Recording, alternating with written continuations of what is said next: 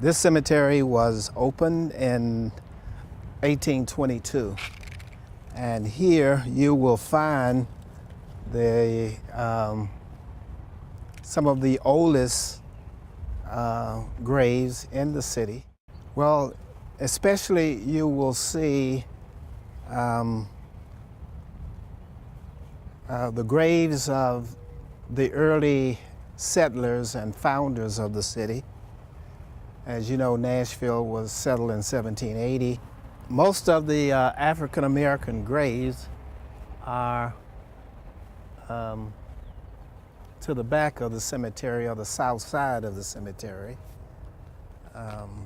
Even in death, before the age of legal Jim Crow, African Americans were segregated, and of course 79% of them in this city were slaves, and the rest were free Negroes. But even free Negroes are buried on the other side. They are buried on the south side of the cemetery. This cemetery is a great example of a historical classroom because many of these tombstones are the only records that are left of some persons who inhabited this city in the earliest decades. This cemetery, like many cemeteries, has a register. So you are registered at birth, and also we are registered at death. But in this section here, you can find some tombstones for free Negroes.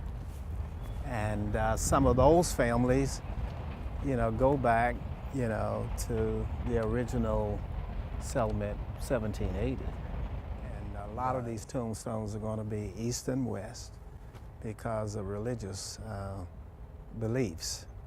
And some of them are going to be with the stone facing the east, where, the resurrection comes from.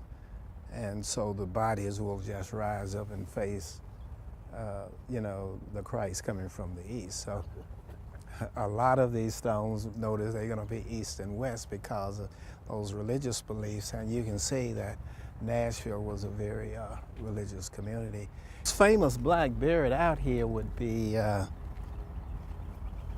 Frank Paris.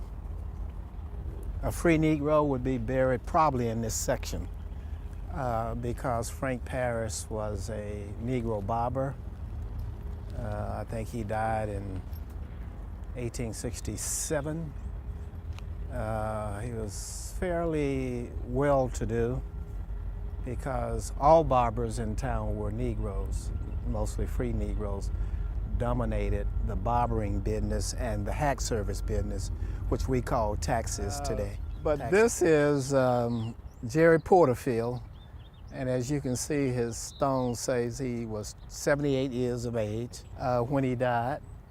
But he saved his master's life in downtown Nashville by pushing him out of the way of a runaway freight wagon. And the man was so grateful, he gave him a headstone. All the rest of the slaves had no headstones that remain today like Jerry Porterfield's. And the Porterfield family was a family of large slaveholders here in Nashville during that time. Now this section of the cemetery, for those looking for family history and genealogy, is more recent. And here you will find tombstones for African Americans, such as one of the original Jubilee singers, Fisk University Jubilee singers.